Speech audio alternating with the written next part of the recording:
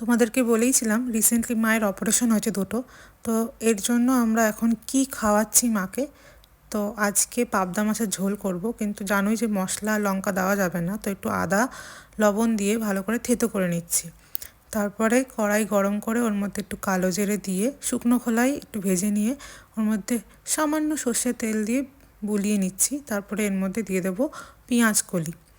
তো শুধু মাছের ঝোল কেমন একটা লাগে, তাই কিছু সবজি দেওয়ার চেষ্টা করি, কিন্তু মশলা দিতে পারবো না তো দিই না।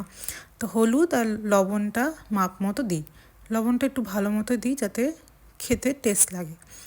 আর এই আদাটা এবার দিয়ে দিচ্ছি, থেতো করা আদা দিয়ে একটু ভালো করে ভেজে দেব। তারপর 2 মিনিটের জন্য লো ফ্লেমে ঢেকে রাখবো। তো 2 মিনিট হয়ে গেছে, এবার একটু নাড়াচাড়া করে নিয়ে এর মধ্যে গরম জল দিয়ে দেব। যতটা ঝোল লাগবে তার থেকে একটু বেশি দেব। তারপর আবার ঢেকে দিয়ে উবাল আসার জন্য ওয়েট করব। জলে উবাল এসে গেলে ওর মধ্যে ভাজা পাবদা মাছগুলো দিয়ে দেব। আমরা একসাথেই মাছ ভাজি, অল্প তেলে মায়ের মাছটা অল্প অল্প ভেজে তুলে রাখি, আর আমাদেরটা একটু কড়া করে ভাজি। মাছ দেওয়ার পর 2 মিনিট মতো রান্না করলেই রান্না রেডি। এবার ঢেকে দিয়ে গ্যাস ফ্লেম অফ করে দেব, দিয়ে 10 মিনিট স্ট্যান্ডিং টাইম দেব। 10 মিনিট পর দেখতেই পাচ্ছ মায়ের মাছের ঝোল রেডি। দেখা হবে নেক্সট ভিডিওতে। টাটা।